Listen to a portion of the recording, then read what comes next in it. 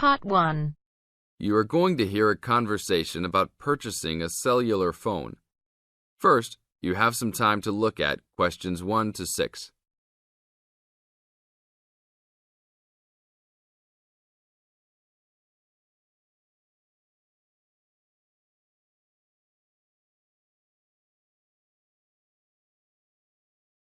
Now listen to the tape and answer questions 1 to 6. Excuse me, can you give me some information about purchasing a cellular phone? Of course, my pleasure.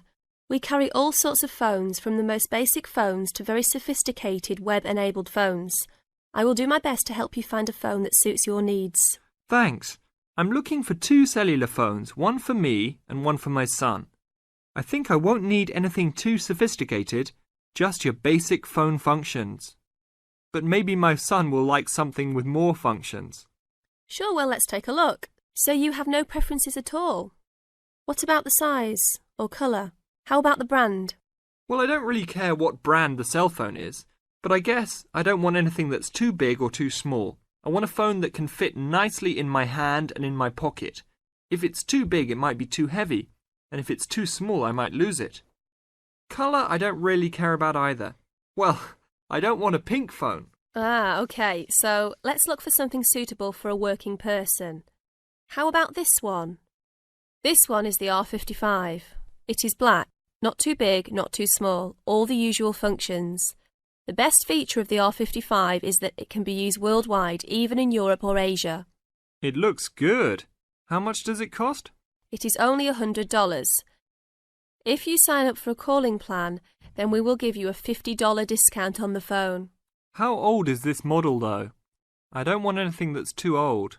This model was introduced into the market about 3 years ago, so it is a bit older, but be assured it will still work fine.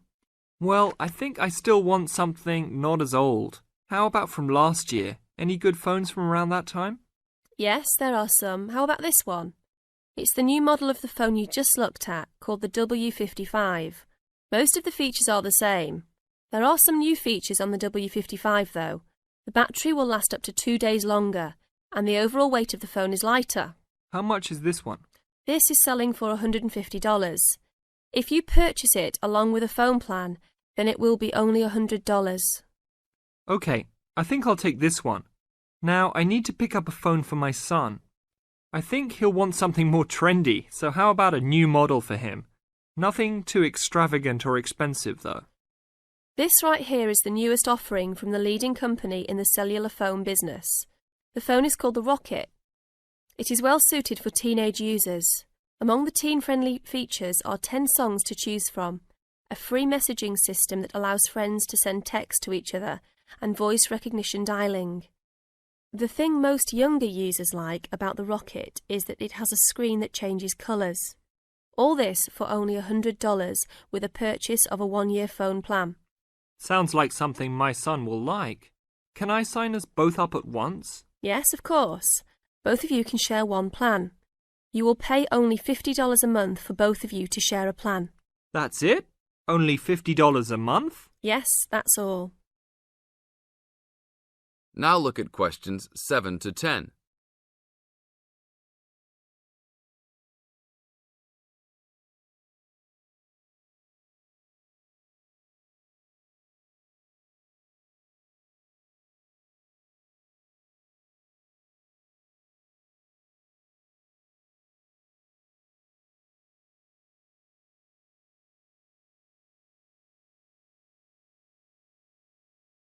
Now listen to the tape and answer questions 7 to 10. OK, I will need your information. Name and address, please. Richard Derek Jones. What's your profession? I'm an engineer. Address, please. 322 First Street, San Francisco, California. And phone number, please. 621-360-7601. Oh, sorry, that's the wrong number. 621-360-7610. How many phones do you want activated onto your plan? 2 for now.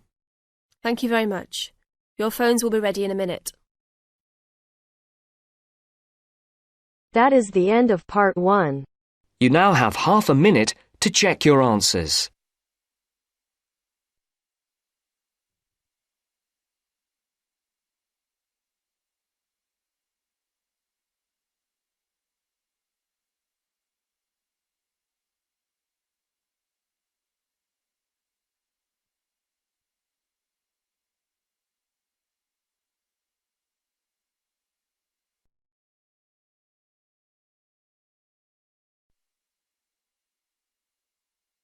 Now turns to part 2.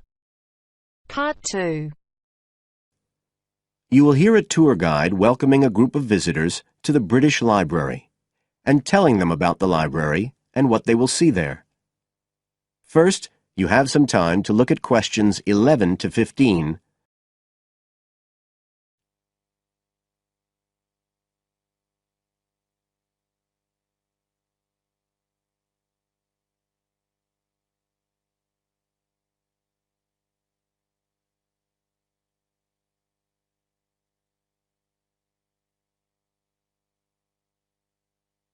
Now listen carefully and answer questions 11 to 15. Good afternoon, ladies and gentlemen, and welcome to your very own tour of the British Library on this lovely afternoon. My name is Tony Walters, and I'm your guide for today. Could I please see your tickets for the guided tour? I'd also like to remind you that any tickets bought today do not include a visit to the reading rooms. I'm afraid we don't do visits on Fridays, or any weekday during working hours, so as not to disturb the readers. But if you do want to see those rooms, the only day there are tours is on Sundays. So, I don't want anyone to be disappointed about that today. OK? Thank you. Right, we'll start with a brief introduction. As many of you know, this is the United Kingdom's National Library, and you can see that this is a magnificent modern building. It was first designed by Sir Colin St. John Wilson in 1977, and inaugurated by Her Majesty the Queen more than 20 years later in 1998. As you can see, the size is immense, and the basements alone have 300 kilometres of shelving, and that's enough to hold about 12 million books. The total floor space here is 100,000 square metres, and, as I'll show you, the library houses a huge range of facilities and exhibition spaces. And it has 1,000 staff members based here in the building. So, you can appreciate the scale of our operation.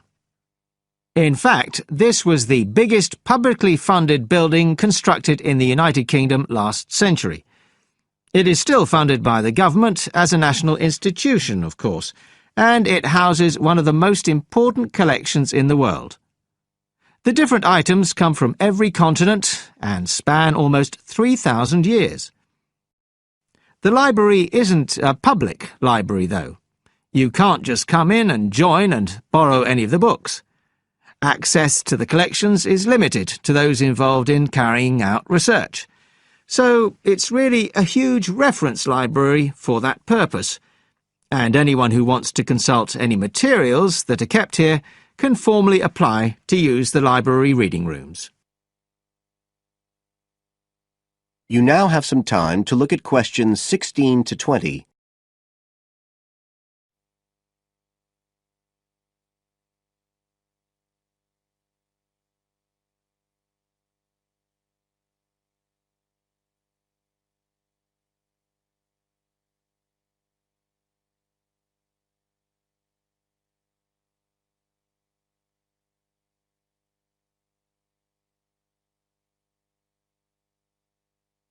Now listen and answer questions 16 to 20.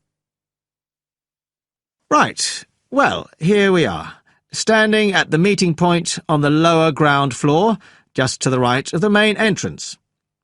I've given you all a plan of the building so that we can orientate ourselves and get an idea of where we'll be going. Now, outside the main entrance, you'll see the wide piazza with the stunning sculpture of Newton. The sculptor was Paolozzi, but it's based on the famous image by William Blake, and it's definitely worth a closer look. On the other side of the piazza from the statue is the conference centre, which is used for all kinds of international conventions. We'll take a quick look inside at the end of our tour. Looking ahead of us now, you'll see that we're standing opposite the staircase down to the basement, where you'll find the cloakroom, and to the left of that, we have the information desk, where you can find out about any current exhibitions, the times of the tours, and anything you need to know, if you don't have a tour guide. As you can see, on this lower ground floor, we also have a bookshop. That's the area over to the left of the main entrance. You'll be free to browse there when we get back to the ground floor. Now, opposite the main entrance on this floor, we have the open stairs leading up to the upper ground floor. And at the top of them, in the middle of the upper ground floor, you can see a kind of glass-sided tower that rises all the way up through the ceiling and up to the first floor. This is called the King's Library. It's really the heart of the building. It was built to house the collection that was presented to the nation in 1823 by the King. You can see it from every floor above ground. When we go up there, you'll find the library's treasures gallery on the left. Can you find it on your plan? That's the exciting one. So we'll be visiting that first, but we'll also take a look at the stamp display situated behind it on the way to the cafe. A lot of people miss that. The cafeteria runs along the back of the floor, and in the right-hand corner you'll find the lifts and toilets. Always good to locate them. The other main area on that floor is the public access catalogue section, and I'll show you how that operates when we get up there.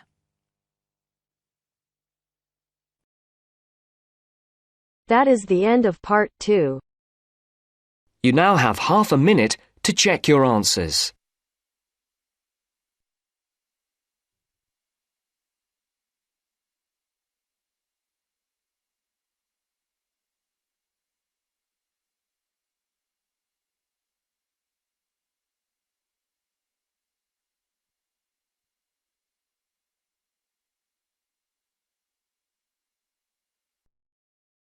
Now turns to part 3.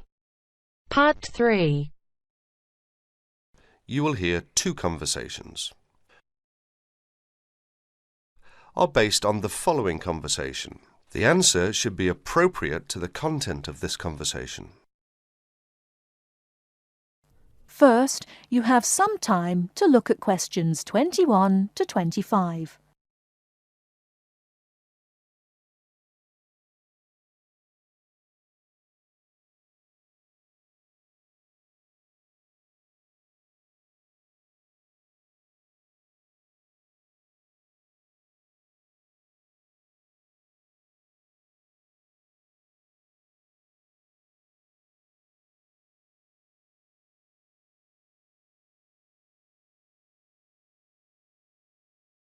Now, listen carefully and answer questions 21 to 25. Oh, hi Dave. Long time no see. Hi, Maria. I just settled down. I thought I'd drop by. Come on in, take a seat. Would you like anything to drink? I have Sprite and orange juice. Sprite would be fine. Oh, so, how have you been? Oh, not bad. And you? Oh, I'm doing okay, but school has been really busy these days, and I haven't had time to relax. By the way, what's your major? Hotel management. Well, what do you want to do once you graduate? I haven't decided for sure, but I think I'd like to work for a hotel or travel agency in this area. How about you? Well, when I first started college, I wanted to major in French, but I realised I might have a hard time finding a job using the language, so I changed my major to computer science. With the right skills, landing a job in the computer industry shouldn't be too difficult. So, do you have a part-time job to support yourself through school? Well, fortunately for me, I received a 4-year academic scholarship that pays for all of my tuition and books. Wow, that's great. Yeah, how about you? Are you working your way through school? Yeah, I work 3 times a week at a restaurant near campus. Oh, what do you do there? I'm a cook. How do you like your job? It's okay. The other workers are friendly and the pay isn't bad. Before you hear the rest of the talk, you have some time to look at questions 26 to 30.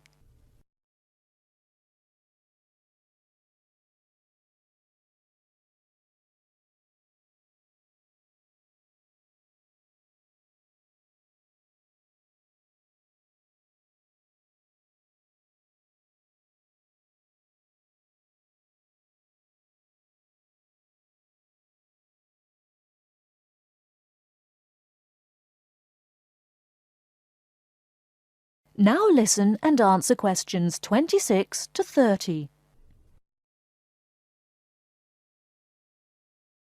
Several days later, Dave and Maria met on campus. So what do you want to do tomorrow? Well, let's look at this city guide here. Here's something interesting. Why don't we first visit the art museum in the morning? OK, I like that idea. And where do you want to have lunch? How about going to an Indian restaurant? The guide recommends one downtown, a few blocks from the museum. Now that sounds great. After that, what do you think about visiting the zoo? Well, it says here that there are some very unique animals not found anywhere else. Well, to tell the truth, I'm not really interested in going there. Yeah, why don't we go shopping instead? There are supposed to be some really nice places to pick up souvenirs. No, I don't think that's a good idea. We only have a few traveller's checks left, and I only have $50 left in cash. No problem. We can use your credit card to pay for my clothes. Oh no, I remember the last time you used my credit card for your purchases. Oh well, let's take the subway down to the seashore and walk along the beach. Now that sounds like a wonderful plan. That is the end of part 3. You now have half a minute to check your answers.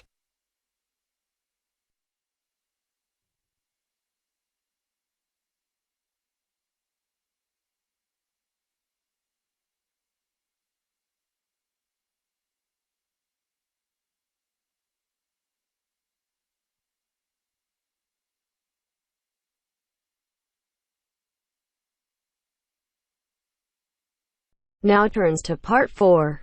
Part 4. Hear a lecture on the research on teen brain. Now you have half a minute to read the questions 31 to 40.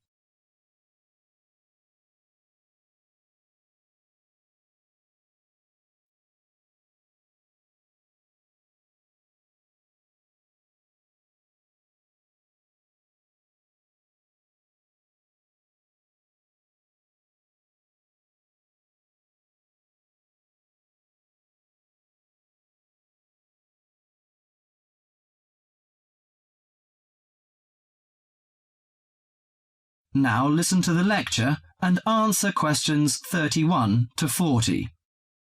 Today our guest is Joseph Parks, Medical Director for the Botany Department of Mental Health. He's going to give a lecture about the research on teenage brain. Good morning, everyone. Today I'm going to introduce the new research about adolescent mind, the teenage brain. How much do you know about that? Do you believe in brain scanning? Do you think we can judge whether a teen is normal or mentally ill? Or it's just another immature test? The new research shows a teen brain is in the middle of disordered changes. Those changes, scientists now believe, are so significant that they may reveal the mysteries of mental illness, explaining why some teens commit suicide, why others harm their classmates, and why some emerge later in life with mental disorders. The research looks forward to a day when teens could be tested for suicidal depression as easily as they are for heart disease. But there are signs that society, and parents in particular, would reject such a tool. Many parents question the validity of a mental health diagnosis.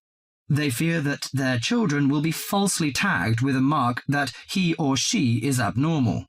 At the center of the debate is the teen brain. its confusing architecture, and the difficult question of what's typical in a teen and what's not. Under the old thinking, the adolescent brain was fully formed, needing only to be filled with facts, figures, and experiences to become an adult mind. At the same time, many people rejected the idea that young people were even capable of developing mental illnesses. However, the new research shows a teenage brain is an organ in transition. It has an unstable and vulnerable composition. The evolving teenage brain clearly isn't adult-like until the early 20s. If teens act young and stupid, it may be because brain areas that govern rational thought are not mature yet. All that is fine when the brain develops normally. But if the teen brain fails to successfully reinvent itself as an adult brain, mental illness may happen. Researchers increasingly believe if that process stops for some reason, teens are likely to develop mental illness. Early warning signs might be disregarded, as adults may think them the typical teen behaviors. Perhaps the chief hope of the new research is that it could make a difference for teenagers suffering from mental disorder and major depression.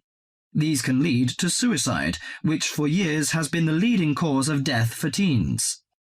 Until recently, scientists couldn't peer into living brains to look for changes associated with normal development or mental diseases. That is beginning to change as researchers develop ever more sensitive brain scanners. However, the composite pictures are somewhat misleading.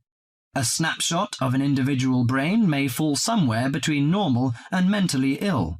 For now, psychiatrists and psychologists must still rely on interviews and observations of children's behavior to diagnose mental illness.